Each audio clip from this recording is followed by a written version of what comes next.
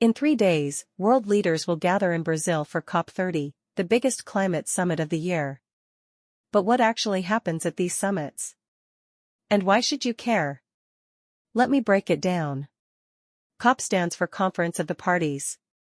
It's an annual meeting where countries come together to negotiate climate action under the United Nations Framework Convention on Climate Change. This year is COP30, which means it's the 30th time countries have met to tackle this challenge. COP30 is happening in Belém, Brazil from November 10th through November 21st. And this one is special. It marks 10 years since the Paris Agreement, where nations committed to limiting global warming to 1.5 degrees Celsius. So this summit is basically a report card on how we're doing. Here are the 3 big things to watch. First, updated climate pledges.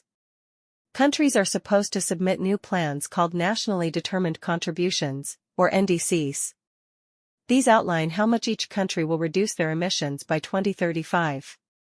So far, only about 1/3 of countries have submitted theirs.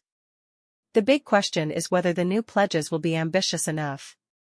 Second, climate finance. Wealthy nations previously promised $100 billion per year to help developing countries fight climate change. At COP30, negotiators will discuss increasing that amount and making sure the money actually reaches the communities that need it most. Third, the EU just announced a massive commitment. Days before the summit, the European Union pledged to cut emissions by 90% by 2040.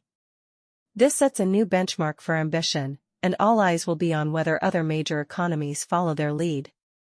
Brazil hosting this summit is also significant. The Amazon rainforest is often called the lungs of the planet, and Brazil's leadership on protecting it will be a central theme throughout the 2 weeks.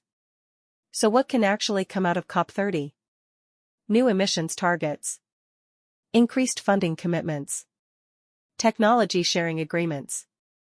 And diplomatic pressure that pushes countries to move faster. I'll be covering the key developments throughout the summit, so subscribe to stay updated on what actually happens, not just what gets promised.